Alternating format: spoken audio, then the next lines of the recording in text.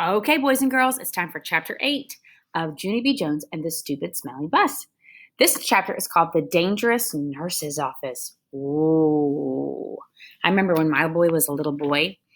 He's in 6th grade now, but when he was in kindergarten, he had to go to the nurse's office, and he was so scared because he felt for sure that the nurse in the school gave you shots, and so he was so scared to go because he's afraid he's going to have to have a shot when he got there. So funny.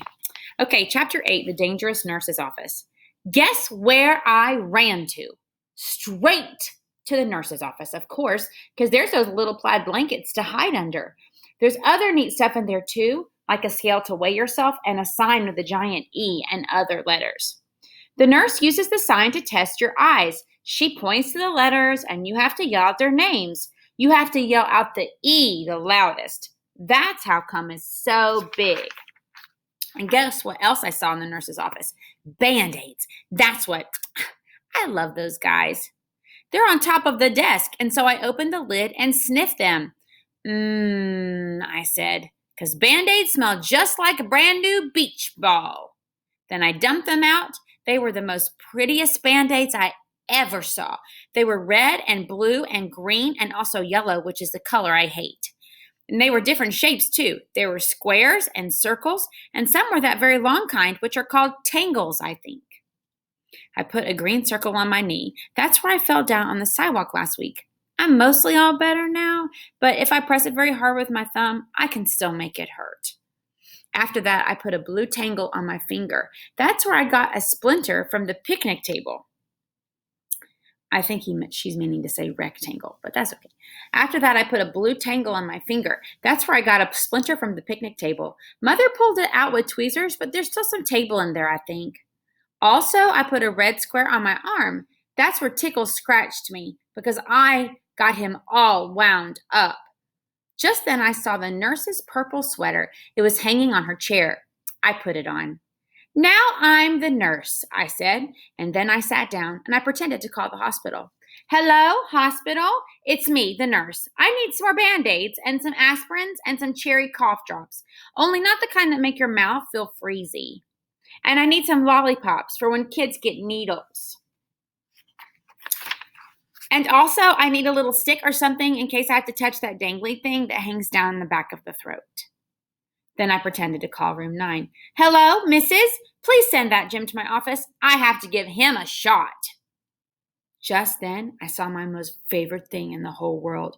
They were near the door, and their name is Crutches. When my daughter was a little girl, she called them Crunches. You can see right there, backwards. You can see the little letter chart right there that she was just talking about.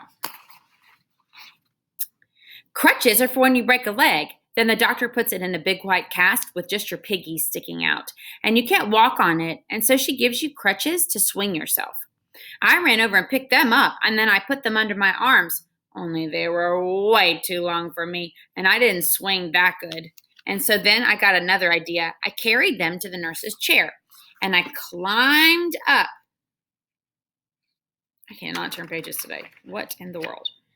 Let's see. And I climbed up there, so I was real tall. And then I put the crutches under my arms, and they fitted just right. After that, I stood on the edge of the chair, and I leaned forward very slow.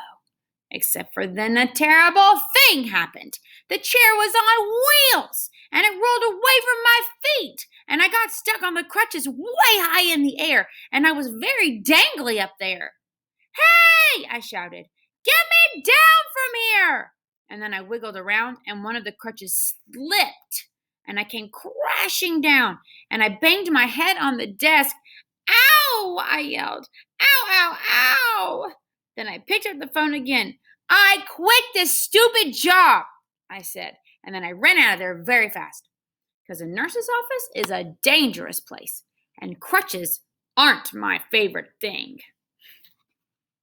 That is the end of Chapter 8. Junie B. Jones makes some funny decisions, doesn't she? The way she sees the world through her little kindergarten eyes makes me laugh. Well, tomorrow we'll be reading Chapter 9, so I hope you enjoyed that. And let me see how many more chapters. Choo, choo, choo. I think there's hang on. Page turning issues today. I believe there's just 10 chapters. And then I think we're going to read the book, The World According to Humphrey, because I think it's a story about a mouse that lives in a classroom.